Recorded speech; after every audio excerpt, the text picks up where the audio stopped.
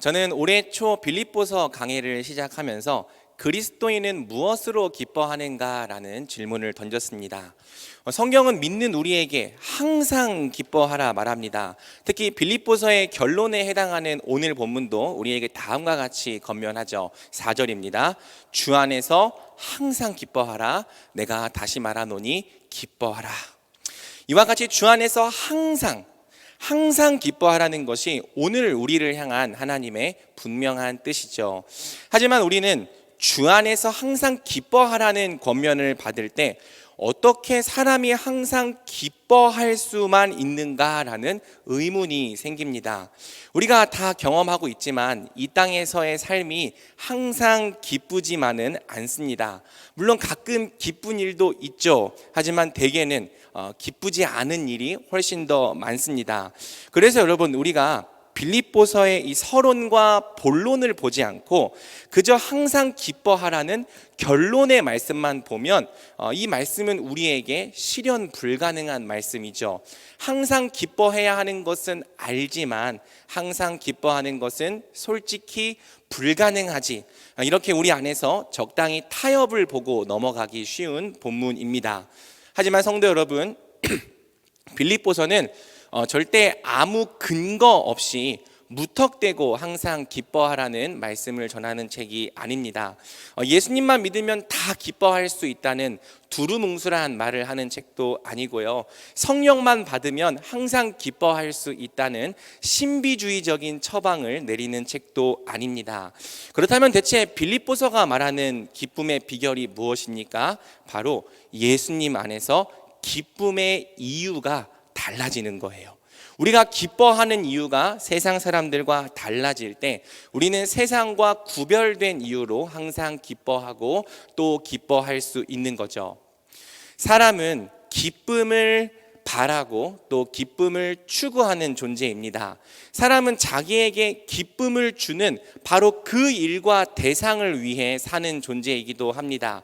그래서 여러분, 사람은 대개 기쁨 앞에서 정직합니다. 어떤 사람이 무엇을 기뻐하는지를 잘 보면 그 사람이 뭘 위해 사는지, 뭘 위해 돈을 가장 많이 사용하는지도 알 수 있죠. 또 반대로 어떤 사람이 무엇을 위해 사는지, 무엇을 위해 돈을 가장 많이 사용하는지를 잘 보면 그가 정말 뭘 기뻐하는 사람인지도 알 수 있습니다. 중요한 것은 우리가 기뻐하는 이유를 우리 마음대로 정하거나 바꿀 수 없다는 점이에요. 여러분, 만약 우리가 우리 기쁨의 이유를 스스로 정하거나 마음대로 바꿀 수 있다면 얼마나 좋겠습니까? 하지만 대개 우리가 기쁨을 느끼는 일과 대상은 우리 개인의 성향과 기질에 맞춰서 자연스럽게 정해집니다. 우리는 어떤 일과 대상을 기뻐하려고 노력한 게 아니라요, 나도 모르게 기쁨을 느낀 거죠. 그리고 여러분, 일단 기쁨을 느꼈다면 그 기쁨을 다시 맛보고 경험하기 위해서 그 일을 또 그 대상을 끊임없이 추구하게 되는 거예요. 돈에서 기쁨을 느낀 사람은 돈을, 사람들의 이목에서 기쁨을 느낀 사람은 사람들의 이목을, 일의 성취에서 기쁨을 느낀 사람은 일의 성취를, 쾌락에서 기쁨을 느낀 사람은 쾌락을, 사람은 자신이 기쁨을 느낀 바로 그 일과 대상을 쫓아 살게 됩니다. 거짓말을 할 수가 없는 거죠. 그렇다면 여러분, 도대체 우리 그리스도인들은 어떻게 세상 사람들과 구별된 기쁨의 이유를 가질 수 있는 걸까요? 성경은 예수님 안에서 일어난 우리 존재의 변화에 그 해답이 있다고 말하는 거죠.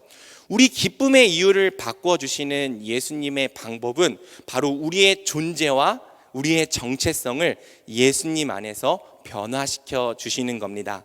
전에는 기쁨을 느끼지 못했던 완전히 새로운 이유에서 이제는 기쁨을 느낄 수 있도록 우리의 존재 자체를 새롭게 해 주시는 거죠. 그래서 이제 누구든지 그리스도 예수 안에서 새로운 피조물이 된 사람은 세상과 다른 기쁨의 이유, 세상과 구별된 기쁨의 이유를 소유하게 되는 것입니다. 오늘 우리가 함께 살펴볼 본문은 빌립보서의 결론에 해당하는 본문입니다.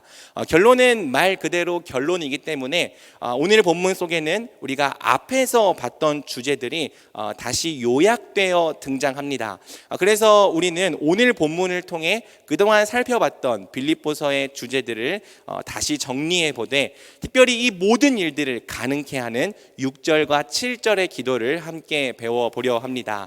그리스도인은 항상 무엇으로 기뻐합니까? 또 그리스도인은 어떻게 항상 기뻐할 수 있습니까? 함께 본문을 통해 살펴보도록 하겠습니다.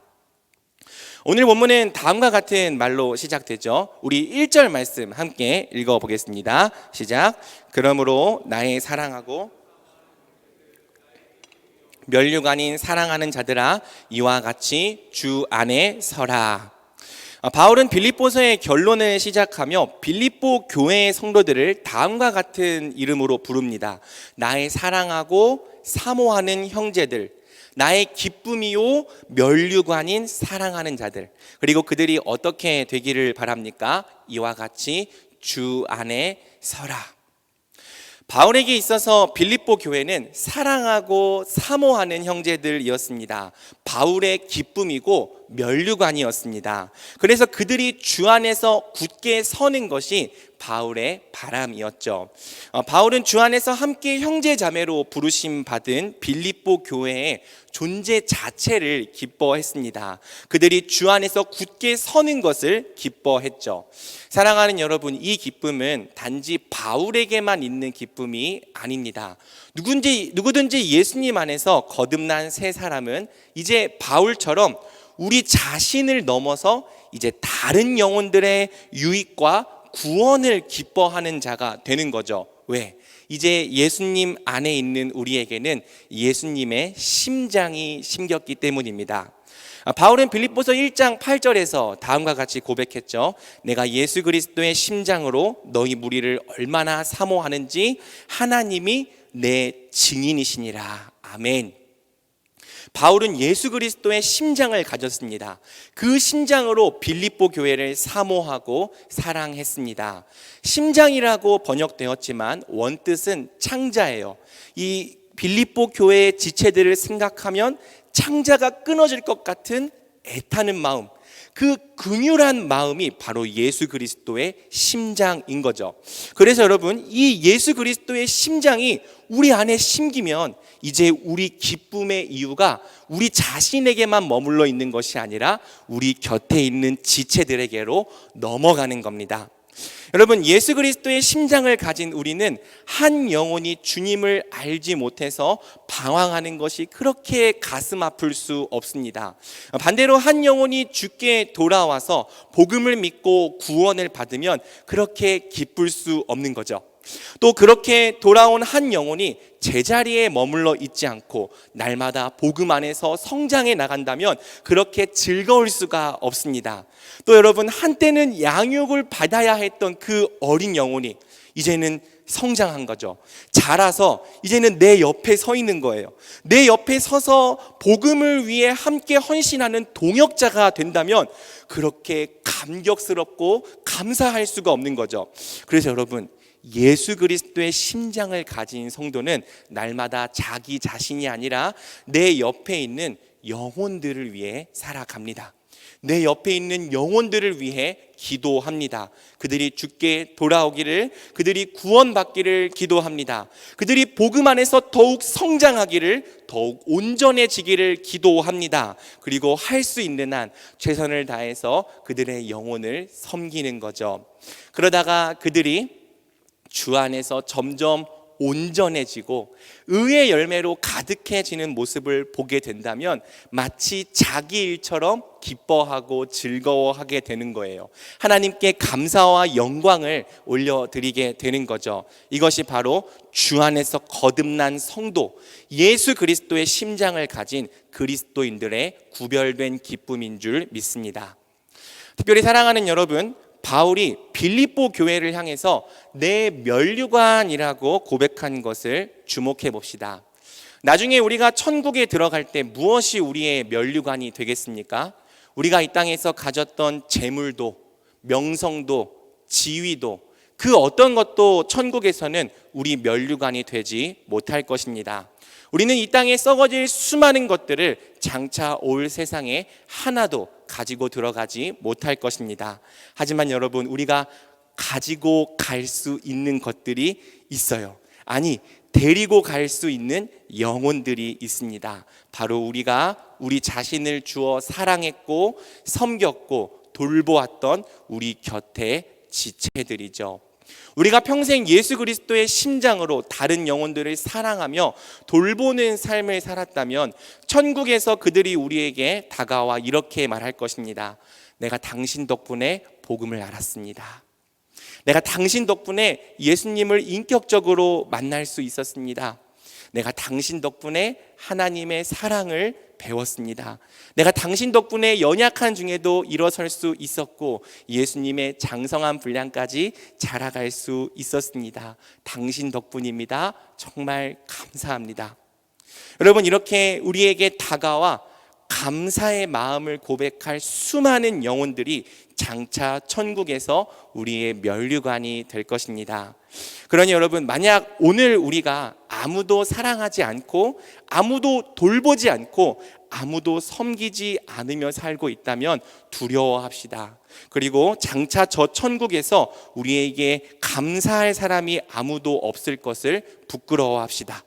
다만 오늘 우리가 힘써 사랑하고 돌보고 섬겼던 한 영혼이 한 영혼이 다 우리의 자랑스러운 면류관이 될 줄 믿고 날마다 우리 옆에 있는 지체들을 사랑합시다. 우리 옆에 있는 영혼들에게 복음을 전하고 그들의 유익을 위해 살아갑시다. 이것이 바로 이제 주 안에서 예수 그리스도의 심장을 소유하게 된 성도의 마땅한 삶인 줄 믿습니다. 자, 다음으로 2절부터 5절에서는요, 빌립보서 2장에서 다뤄졌던 주제가 재등장합니다. 빌립보서 2장의 주제가 뭐였습니까? 바로 그리스도 안에서 한 마음을 품으라는 거죠. 우리 2절 함께 읽어보겠습니다. 시작. 내가 유오디아를 권하고 주 안에서 같은 마음을 품으라. 아멘. 바울은 유오디아와 순도계에게 주 안에서 같은 마음을 품으라 권면합니다. 바울이 빌립보서 2장을 기록했던 직접적인 이유가 바로 이 두 사람 때문이죠. 유오디아와 순두계를 중심으로 빌립보 교회가 나뉘어 있었던 것이 바울에게 너무나도 큰 아픔과 근심이었던 거예요. 그래서 여러분, 바울은 2장에서 두 사람의 이름을 직접 언급하지는 않고 다만 다음과 같이 권면합니다. 2절부터 4절, 마음을 같이하여 같은 사랑을 가지고 뜻을 합하며 한 마음을 품어 아무 일에든지 다툼이나 허영으로 하지 말고 오직 겸손한 마음으로 각각 자기보다 남을 낮게 여기고 각각 자기 일을 돌볼 뿐더러 또한 각각 다른 사람들의 일을 돌보아 나의 기쁨을 충만하게 하라. 그리고 그들이 같은 사랑과 같은 마음을 가지고 뜻을 합할 수 있도록 한 가지 처방을 제시하는데요, 그게 바로 그 유명한 빌립보서 2장 5절이죠. 함께 읽어볼까요? 너희 안에 이 마음을 품으라.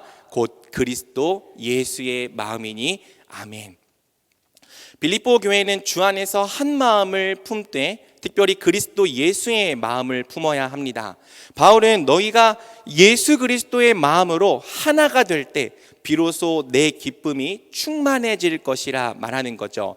이와 같이 성도는요, 함께 한 마음과 한 뜻을 품는 것으로 특별히 예수 그리스도의 마음으로 하나가 되는 것을 기뻐하는 사람들입니다. 그리스도 안에서 각각 구원받은 우리는 또한 함께 주 안에서 하나가 되는 것을 바라고 추구하며 기뻐하는 자들이 되어야 하는 거죠. 여러분, 우리말로 볼 때요, 그리스도의 심장과 그리스도의 마음은 거의 비슷한 단어여서 어떤 차이가 있는지 좀 잘 구분하기가 어렵습니다. 하지만 원어에서는 분명한 차이가 있죠. 1장의 심장은요, 아까 말했듯이 창자, 다른 영혼들을 향한 애타는 긍휼의 마음을 의미하는 단어입니다. 반면 2장에 등장하는 마음은요, 어떤 이 감정보다는 생각과 관계된 표현이에요. 주 안에서 같은 뜻, 같은 생각을 품으라는 것이 2장의 강조점이죠. 그래서 여러분 2장에서 품으라는 그리스도 예수의 마음은요, 감정보다는 그리스도 예수의 생각, 그리스도 예수의 이해, 그리스도 예수의 가치관을 말한다고 볼 수 있습니다. 근본 하나님의 본체시나 하나님과 동등됨을 취할 것으로 여기지 않으셨던 우리 예수님의 겸손한 생각, 가장 높은 왕이면서도 섬김을 받으러 오신 것이 아니라 도리어 섬기러 하시고 자기 목숨을 죄인들의 대속물로 내어주신 우리 예수님의 이해, 크고자 할수록 섬기는 자가 되고 으뜸이 되고자 할수록 모든 사람의 종이 되어야 한다고 말씀하신 우리 예수님의 가치관, 바로 이 예수님의 생각과 이 예수님의 이해를 품고 이 예수님의 가치관으로 행하고자 할 때 비로소 우리 교회가 한마음 한뜻이 될 수 있다는 거예요. 예수님 안에서 하나가 된다는 것은요, 곧 우리가 모든 면에서 예수님처럼 생각하고 예수님을 본받고 예수님처럼 행하길 힘쓴다는 의미인 것이죠. 사랑하는 성도 여러분, 교회의 하나됨을 저해했던 유오디아와 순두개는 단지 빌립보 교회 안에만 있었던 것이 아닙니다. 오늘날 우리의 교회들 안에도 같은 마음을 품어야 할 유오디아와 순두개가 얼마나 많습니까? 아니, 바로 내 자신이 교회의 하나됨을 저해하는 유오디아와 순두개일 때가 얼마나 많습니까? 예수님은 낮아지셨는데 우리는 도무지 낮아지지를 못합니다. 예수님은 비우셨는데 우리는 도무지 자기를 주장하지 않고서는 견디지를 못하는 거죠. 예수님은 섬기셨는데 우리는 도무지 섬기는 자리로 내려가질 못합니다. 예수님은 죽으셨는데 우리는 그 어떤 한 부분에서도 죽지를 못합니다. 그래서 사랑하는 여러분, 우리가 하나가 되지 못합니다. 한 마음과 한 뜻으로 행하지를 못합니다. 끝까지 서로 화합하지 못하는 유오디아와 순두개로 남아 있는 거죠. 하지만 성도 여러분, 우리가 사랑하지 못하고 용납하지 못하고 하나 되기 싫어하는 그 사람들도 다 우리 주님께는 지극히 사랑하는 자녀들이죠. 바울은 3절에서 다음과 같이 간곡히 권면합니다. 제가 읽겠습니다.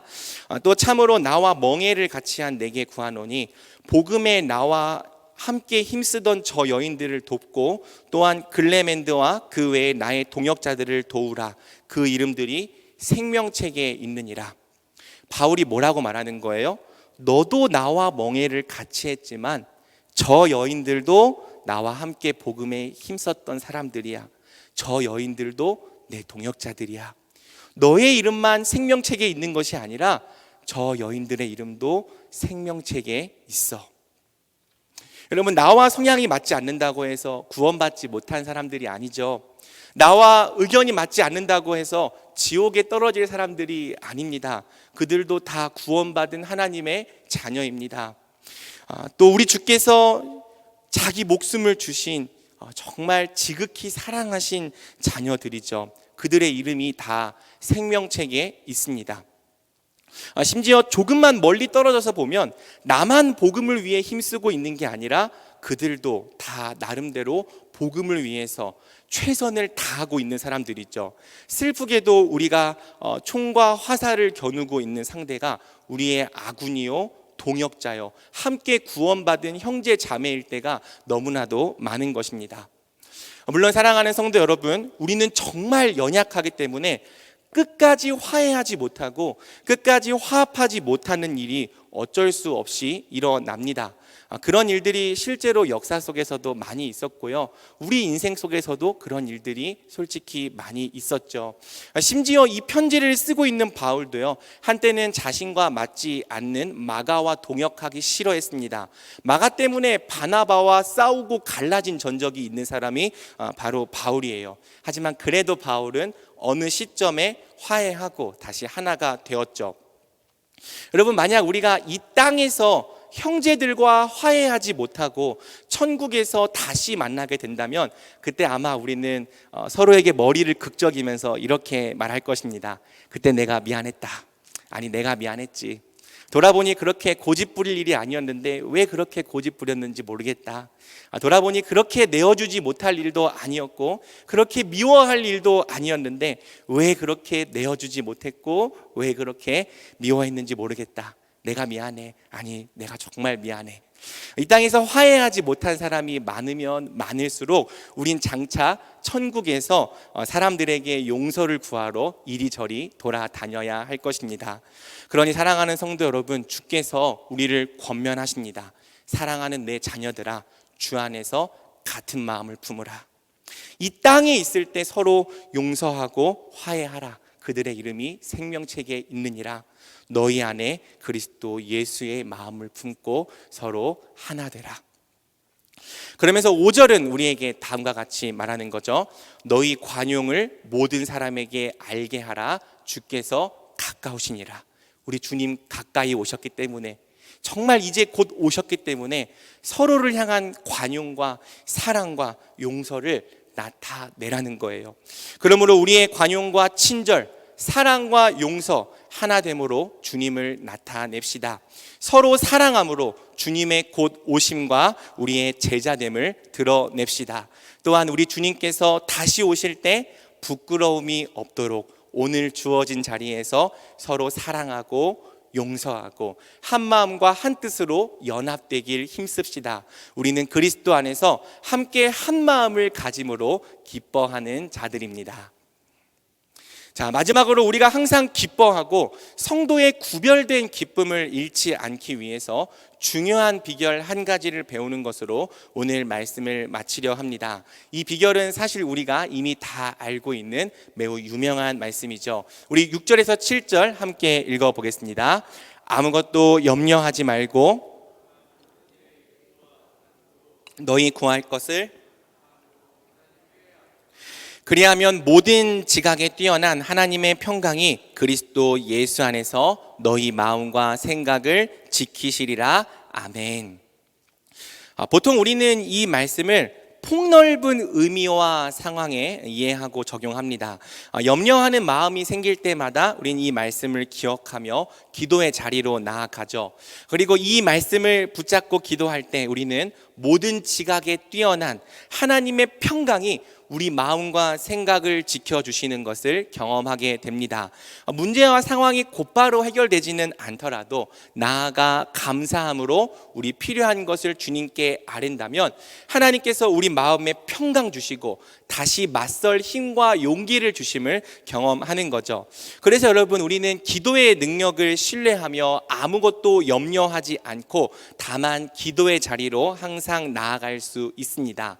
감사함으로 모든 것을 주님께 아뢰할 수 있습니다. 저는 우리 성도님들이 염려하는 마음이 생길 때마다 이 말씀을 믿고 항상 기도의 자리로 힘써 나아가면 좋겠습니다. 한편 여러분, 이 말씀은요, 본문의 문맥 안에서 좀 더 좁은 의미로 이해될 수도 있는 말씀이에요. 이 말씀은 우리가 주 안에서 항상 기뻐하기 위해 성도의 구별된 기쁨을 잃지 않고 항상 그리스도의 심장과 마음과 생각으로 기뻐하기 위해서 우리가 어떻게 해야 할지를 가르쳐주는 본문이기도 한 거죠. 사랑하는 여러분, 우리가 대체 어떻게 내 자신보다 다른 사람들의 유익과 구원을 더 기뻐하는 자가 될 수 있습니까? 우리가 어떻게 내 자신을 낮추고 죽여서 다른 지체들과 한 마음 한 뜻이 될 수 있습니까? 이 말씀에 순종하려면 걸리는 문제가 한두 가지가 아닌 거죠. 인간적인 염려와 근심이 가득해지는 겁니다. 그렇게 하려고 하니 이 문제 때문에 안 되겠고 저 문제 때문에 안 되겠는 거죠. 여러분, 주님의 명령은 우리 인간의 본성으로는 도무지 행할 수가 없는 일인 거예요. 빌립보서가 가르치는 이 구별된 기쁨의 이유는요, 우리 인간의 본성으로 도무지 가질 수 없는 기쁨의 이유인 거죠. 하지만 여러분, 빌립보서는요, 이 모든 일을 우리 힘으로 하는 것이 아니라 하나님께서 행하게 하신다고 처음부터 가르쳐주고 있습니다. 1장 6절은 이렇게 말하죠. 너희 안에서 착한 일을 시작하신 이가 그리스도 예수의 날까지 이루실 줄을 우리는 확신하노라. 2장 13절도 이렇게 말합니다. 너희 안에서 행하시는 이는 하나님이시니 자기의 기쁘신 뜻을 위하여 너희에게 소원을 두고 행하게 하시나니. 우리가 성도의 구별된 기쁨을 소유하기 위해서, 또 빌립보서가 가르치는 그 기쁨의 이유로 행하기 위해서 빌립보서는 다음과 같이 하라는 거예요. 어떻게? 아무것도 염려하지 말고. 이 일을 내가 어떻게 하지? 아무것도 염려하지 말고. 내가 저 사람을 어떻게 사랑하지? 아무것도 염려하지 말고. 내가 저 사람과 어떻게 하나가 되지? 아무것도 염려하지 말고. 다만 모든 일에 기도와 간구로 너희 구할 것을 감사함으로 하나님께 아뢰라는 거죠. 하나님, 저는 할 수 없지만 하나님은 하실 수 있으십니다. 제가 할 수 없는 이 일을 하나님은 제 안에서 이루시고 행하게 하십니다. 주께서 내 삶을 다스리시고 통치하시니 감사합니다. 주께서 사랑하게 하소서, 주께서 용서하게 하소서, 주께서 우리를 하나가 되게 하소서. 이렇게 우리가 우리의 힘과 우리 능력이 아니라 하나님의 역사와 은혜를 의지할 때 하나님은 약속해 주시는 거죠. 그리하면 모든 지각에 뛰어난 하나님의 평강이 그리스도 예수 안에서 너희 마음과 생각을 지키시리라. 아멘. 우리가 염려하지 않고 하나님께 감사함으로 필요한 은혜를 아뢰 때 주께서 우리 마음과 생각을 지켜주십니다. 우리의 마음이 그리스도의 마음이 되게 하십니다. 우리의 생각이 그리스도의 생각이 되게 하십니다. 우리가 주 안에서 항상 기뻐할 수 있도록, 그 구별된 기쁨의 이유를 잃어버리지 않을 수 있도록 모든 지각에 뛰어나신 하나님께서 평강으로 우리를 채워주십니다. 그래서 여러분, 자기 육체를 신뢰하지 않고 항상 하나님의 능력과 은혜를 구하며 성령을 따라 행하기 힘쓰는 자는요, 이 말씀을 결국에는 행할 수 있는 거죠. 그러므로 사랑하는 성도 여러분, 이제 우리는 사랑할 수 없어 대신 사랑할 은혜를 주시니 감사합니다 라고 기도합시다. 용서할 수 없어 대신 용서할 힘을 더해 주시니 감사합니다 라고 기도합시다.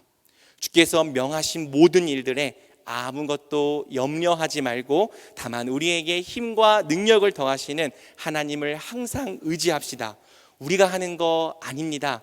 우리 안에서 착한 일을 시작하신 하나님께서 그리스도 예수의 날까지 이루어 가십니다. 우리 안에 계신 성령께서 자기의 기쁘신 뜻을 위하여 우리에게 소원을 두시고 능히 행하게 하십니다. 그러니 아무것도 염려하지 말고 다만 모든 일에 기도와 간구로 필요한 은혜를 감사함으로 주님께 아뢰시다. 그렇게 할 때 모든 지각에 뛰어난 하나님의 평강이 우리 마음과 생각을 지켜주실 것입니다. 우리로 능히 주의 뜻을 행하게 하실 것입니다. 우리가 항상 기도와 간구로 성령의 능력을 구할 때 성경은 우리를 하나님께서 다음과 같은 삶으로 인도하신다고 말합니다. 우리 8절 함께 읽어보겠습니다. 끝으로 형제들아, 무엇에든지 참되며 경건하며 무엇에든지 옳으며 무엇에든지 정결하며 무엇에든지 사랑받을 만하며 무엇에든지 칭찬받을 만하며 무슨 덕이 있든지 무슨 기림이 있든지 이것들을 생각하라. 여러분, 우리가 아무것도 염려하지 않고 항상 기도와 간구로 주님께 아뢰다면 성령께서 우리 삶을 무엇에든지 참되도록 인도하십니다. 무엇에든지 경건하도록 인도하실 것입니다. 무엇에든지 옳고 무엇에든지 정결하도록 인도해 나가실 것입니다. 무엇에든지 사랑받을 만하고 무엇에든지 칭찬받을 만하도록 우리 삶을 지어 나가실 것입니다. 그리고 무엇이 우리에게 더욱 덕이 될지, 무엇이 더욱 칭찬할 만한 일이 될지 우리로 하여금 늘 고민하고 생각하게 하시며 그 일대로 행하게 하실 것입니다. 그래서 여러분, 우리가 우리 힘을 의지하지 않고 항상 기도로 은혜를 구하면 우리 삶이 점점 성령 안에서 질서 있는 삶이 되어 가는 거죠. 미움과 다툼에서 벗어나서 무엇에든지 참되고 무엇에든지 경건한 삶이 되어 가는 겁니다. 시기와 질투에서 벗어나서 무엇에든지 정결하고 무엇에든지 깨끗한 깨끗한 삶이 되어 가는 거죠. 여러분, 죄의 영향력과 죄의 권세로부터 벗어나서 사랑받을 만하고 칭찬받을 만한 삶이 되어 가는 겁니다. 서로에게 덕을 세우고 유익을 끼치는 삶으로 우리 삶이 점점 더 정리되어져 가는 거죠. 이런 삶이 한마디로 어떤 삶입니까? 9절입니다. 너희는 내게 배우고 받고 듣고 본 바를 행하라. 그리하면 평강의 하나님이 너희와 함께 계시리라. 성령께서 모든 것을 질서 있게 인도하는 삶, 바로 평강의 하나님이 항상 함께 하시는 삶입니다. 하나님 나라의 평강이 넘치는 삶입니다. 하나님의 통치로 말미암아 질서가 가득한 샬롬의 세상입니다. 성령을 따라 행하면 행할수록 우리 삶이 점점 더 하늘의 시민권자다워지는 거예요. 성령을 따라 행하면 행할수록 우리 삶이 점점 더 하나님 나라의 백성다워지는 겁니다. 삶 전체에 하나님 나라의 의와 평강과 희락이 넘쳐 흐르기 시작하는 거죠. 이것이 바로 성도가 주 안에서 항상 기뻐할 수 있는 기쁨의 원천인 것입니다. 그러므로 아무것도 염려하지 말고 항상 기도와 간구로 필요한 은혜를 감사함으로 아뢰시다. 우리의 마음과 생각을 평강으로 지켜주시고 우리로 능히 주님의 기쁘신 뜻을 행하게 하시는 성령을 의지합시다. 우리 삶이 성령의 통치를 받는 하나님 나라가 될 때 우리 삶에는 질서가 생길 것입니다. 언제나 하나님의 의와 평강과 희락이 넘쳐 흐를 것입니다. 왜? 그것이 바로 하나님 나라에서 누리는 복의 본질이기 때문이죠. 로마서 14장 17절입니다. 하나님의 나라는 먹는 것과 마시는 것이 아니요 오직 성령 안에 있는 의와 평강과 희락이라. 아멘. 말씀을 맺겠습니다. 빌립보서 4장 4절을 선포합니다. 우리 마지막으로 우리 4장 4절을 함께 큰 목소리로 선포하면 좋겠습니다. 주 안에서 항상 기뻐하라. 내가 다시 말하노니 기뻐하라. 아멘. 사랑하는 성도 여러분, 우리 주 안에서 기뻐합시다. 기뻐하되 항상 기뻐합시다. 항상 성령을 따라 행하는 가운데 세상과 구별된 이유로 기뻐합시다. 그리스도의 심장으로 기뻐합시다. 그리스도가 나타나고 전파되는 것으로 기뻐합시다. 그리스도 안에서 함께 한 마음을 품는 것으로 기뻐합시다. 날마다 그리스도를 본받음으로 기뻐합시다. 그리스도의 의로 기뻐하고 그리스도의 부활과 고난에 참여함까지 기뻐합시다. 주 안에서 항상 기뻐합시다. 우리 대전중앙교회 모든 성도님들이 항상 하나님 나라의 의와 평강과 희락 안에서 기쁨이 흘러 넘치기를 우리 주님의 이름으로 축복합니다. 아멘.